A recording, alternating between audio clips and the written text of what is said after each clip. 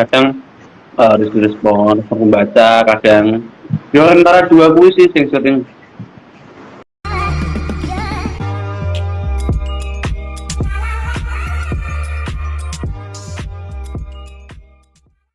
Nah, terkait homiletik lagi nih, kira-kira apakah ada treatment khusus terkait apa yang disampaikan khususnya Mas Ebi ya dalam menyampaikan khotbah? Apakah ada treatment khusus untuk para pendengar dari berbagai kalangan, dalam arti berbagai generasi, ada yang tua, muda, lanjut usia? Treatment koyo wong pijet aku rapat buka praktek pijet ya. Plus. Oh kita SDK. Tentu dalam berkhotbah kita juga harus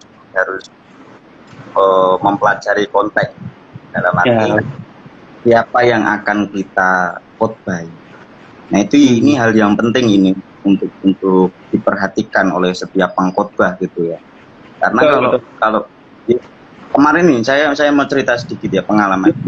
Banyak ada apa aja kemarin tuh. Enggak, aku sedikit aja. Oke gitu saya tak cerita saya lebih yo. Baru serius iso. Jadi gimana?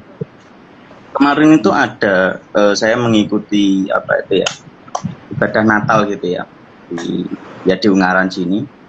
Terus yang datang itu anak-anak sekolah minggu.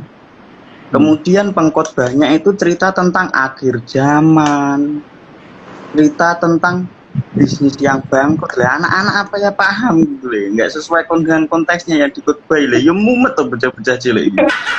Bisa stroke ya keluar dari ruangan gitu. Nah itu maka orang pengkhotbah itu harus benar-benar mampu untuk memahami siapa konteksnya, konteks di mana dia akan berkhotbah, itu yang paling penting. Kemudian kalau untuk struktur gitu ya dalam penyusunan khotbah seperti apa, tentu itu menuntut daya kreativitas setiap pengkhotbah gitu ya. Kita tidak sekali lagi tidak terpaku pada satu apa itu metode, pada satu struktur yang menurut kita terus ini tok strukturnya enggak, tetapi karena kita belajar ilmu khotbah pada waktu lalu macam-macam sebenarnya metodenya. Yang paling penting adalah pertama kita mau menentukan fokus dan tujuan, itu yang paling penting. Fokus kita apa, terus tujuan dalam khotbah itu apa, itu yang paling penting. Nah dalam penyusunannya sendiri itu menuntut daya kreativitas dari setiap pengkhotbah. Tentu saya tetap ada ya, tentu ada langkah-langkahnya. Ini kalau saya biasanya Mas dalam berkhotbah itu pertama saya akan pendahuluan ya, pasti pendahuluan. Nah di dalam pendahuluan itu kita bisa nih, karena pendahuluan ini juga hal yang penting untuk diperhatikan. Kenapa? Karena ini titik awal untuk kita masuk ke dalam sebuah khotbah. Kalau di dalam pendahuluan kita sudah nggak menarik, nanti audiens yang mendengarkan kita sudah nggak tertarik lagi dengan kita. Maka di dalam pendahuluan itu, ini seorang pengkhotbah harus benar-benar kreatif. Biasanya saya mengisi gitu ya, dalam pendahuluan itu ya ada misalnya didahului dengan berita-berita terkini atau berita-berita yang berkaitan dengan apa yang akan kita khotbahkan, atau kita isi dengan suatu kesaksian yang membangun dan menarik, atau kita isi dengan ilustrasi. Itu bisa di dalam pendahuluan gitu ya. Yang penting adalah fokusnya gitu. Jangan sampai kita kepiar gitu ya, ambiar makpiar gitu. Jangan sampai seperti itu, nanti jatuhnya ke judul lagu gitu ya. Nah kemudian setelah kita membuat pendahuluan, pengkhotbah yang baik itu dulu dosen kita sih di homiletika yang pertama itu kan, pengkhotbah yang baik itu harus benar-benar memikirkan, merenungkan gitu, pendahuluan yang menarik gitu. Kurang lebih gitulah ngomongnya. Nah itu ternyata penting Mas. Dulu kita menganggap hal itu nggak penting, ternyata bagi saya oh ya penting juga ya ternyata ini. karena itu untuk memancing audiens untuk dapat memperhatikan kita.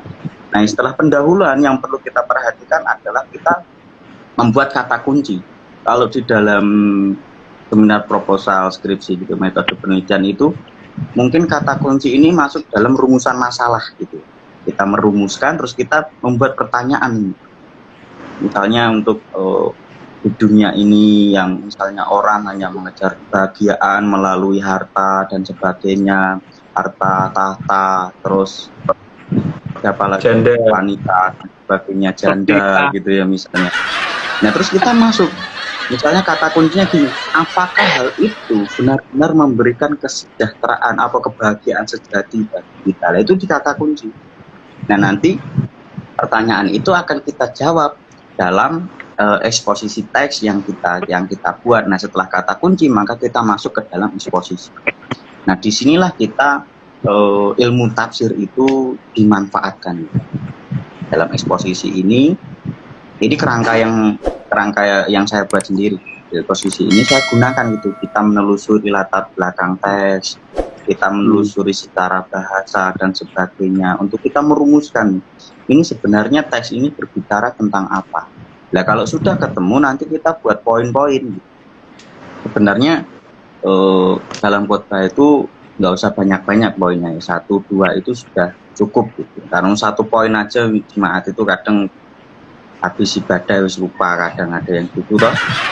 Maka jangan banyak-banyak poinnya. Gitu. Kadang kalau saya mendengar apa itu di Lampung ya ada pendeta yang bersemangat sekali gitu sampai poinnya kadang 5, 6 jemaat memumet ya mas. Ngalang-ngalang wong ujian sim pokoknya. Nah itu dalam poin-poin itu 1, 2 poin itu kita berisi, oh ini loh latar belakang teksnya kita sudah. Poin pertama, oh ternyata ini berbicara mengenai misalnya dalam Matius 11 ayat 28 dan seterusnya gitu, mengenai kelegaan, mengenai ketenangan hati, misal 2 poin itu. Nah kelegaan itu apa, ketenangan hati itu apa, secara bahasa bagaimana, maknanya apa. Nah poinnya ternyata kita dapat nih dalam Alkitab. Lalu aplikasinya apa? Oh di dalam kehidupan kita maka kita harus menenangkan hati kita supaya hati kita misal legowo. Oh poin keduanya misalnya supaya kita tenang pikiran kita, maka kita harus mengistirahatkan, karena kelegaan dan ketenangan dalam Matius 11 ayat 28 seterusnya itu dari akar kata yang sama gitu ya, anapausin atau anapauso itu, dan itu yang berarti istirahat gitu. Padahal itu berbicara mengenai hati dan pikiran.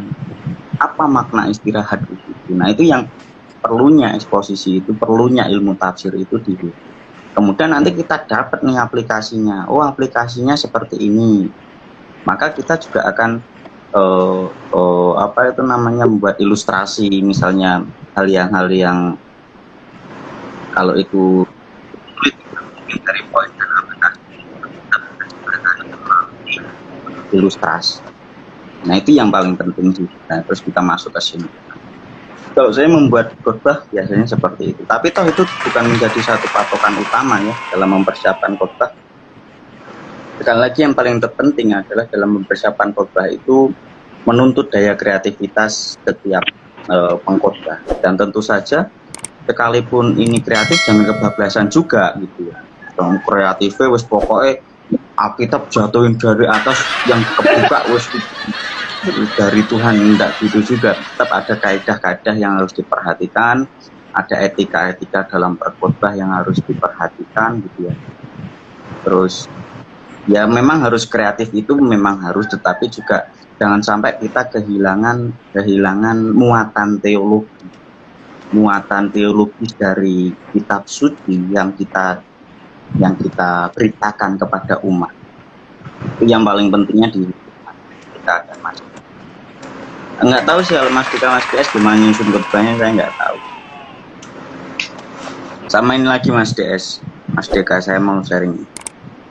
Sebelum kita berkhotbah gitu, memberitakan firman Tuhan, itu dalam kita mempersiapkan naskah khotbah itu sendiri, kita harus teks itu berbicara dulu dalam dalam arti teks sendiri, sehingga kita sendiri makanya bermanfaat seperti pedang mata dua ya. Ini yang paling penting kita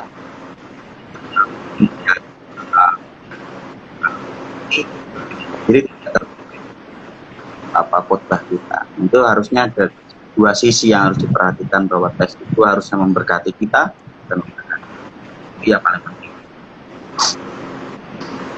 Ya karena kecenderungan pengkhotbah sekarang ya, maksudnya kecenderungannya temanya katakanlah ketenangan hati gitu. Ya langsung pengkhotbahnya mungkin ini bayangan orang-orang agak-agak stres kayak saya. miring. Pasti pengkhotbah sekarang dibuka Alkitab, cari kata kunci ketenangan hati. Entah itu konteksnya benar atau enggak, konteksnya sama apa enggak dengan apa yang ingin disampaikan, karena pengen menyampaikan tentang tema ketenangan hati, terus akhirnya pakailah ayat-ayat dengan kata kunci hal tersebut. Terlepas itu konteksnya seperti apa, tapi nanti pasti penyampaiannya beda dengan konteksnya. Betul. Maka nanti itu jatuhnya ini Mas, jatuhnya pada ilmu khotbah otak-atik gathok. Nah, betul. Malah kadang ada yang kalau teman-teman pernah memperhatikan ya, ada pendeta atau pengkhotbah yang nggak menyampaikan temanya apa, tiba-tiba ngomong ngalor ngidul, terus pakai dasar ayat terus ngomong ngalor ngidul lagi. Ya endingnya kan apa yang kita ngapa nggak jelas gitu kan. Kayaknya ya perlu diperhatikan juga dan menyusun dalam mempersiapkan, apalagi tema itu pun sangat penting. Makanya besok saya pun tempat ini pun juga sering ngobrol gitu ya sama semangat tanyain kenapa kok satu disampaikan temanya dulu gitu. Saya menjelaskan saya dari benar dari dokumen ini gitu ya, bukan ngalor ngidul nggak jelas gitu. Tapi kita bisa ambil positifnya Mas dengan penyampaian yang ngalor ngidul itu. Positifnya gini, jemaat semakin diberikan pengetahuan yang kompleks. Kompleks tapi sing ditangkap gak iso deh. betul. Karena teologi kurang ya enggak masuk.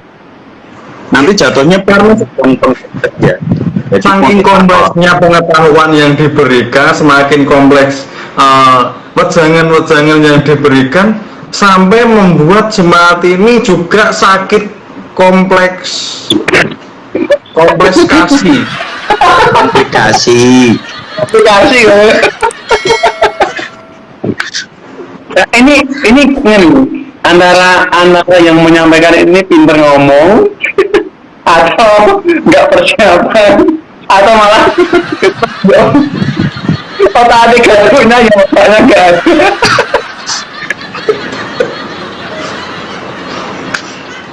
gitu. Nah itu tadi Mas, maka dalam pengkhotbah itu ya harus yaitu memperhatikan kaidah-kaidah dalam berkhotbah supaya muatan teologisnya ini tidak kehilangan muatan teologis gitu loh dalam berkhotbah. Jangan ngawur gitu, mengajar jemaat menyesatkan tuh nantinya jemaat jadi intipen rokok sopo sing bakal tahu jawab nek ngono.